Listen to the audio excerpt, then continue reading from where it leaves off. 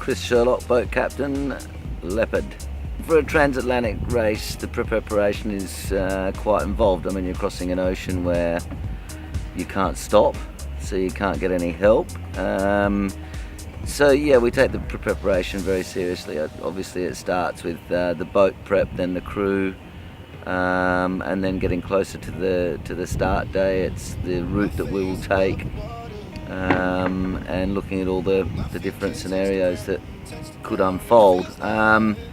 As far as safety and security, you know, we do our utmost to keep it all safe with personal EPIRBs, making sure everybody's well trained, well versed in what we do.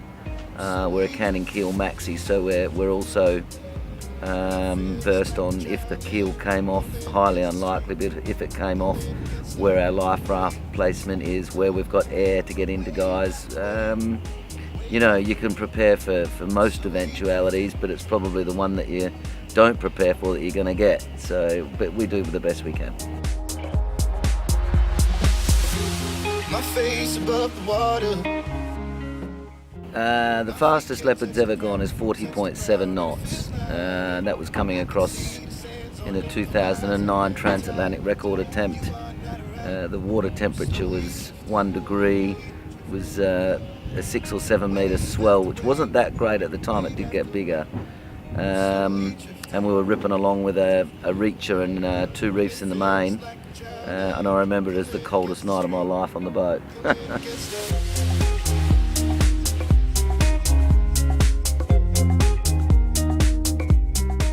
We've tried various ways of communication with electronic aids. We don't find them to be that reliable in the long term. We still use hand commands and a crew coordinator who's in the middle of the boat that can pass the information from the front to the back. Obviously communication is essential, as you'll do a lot of damage to the boat or crew if a winch has been wound at the back of the boat and someone's got their hands in a furler up the front. So communication is essential, and it's up to the crew coordinator to make sure it happens nicely.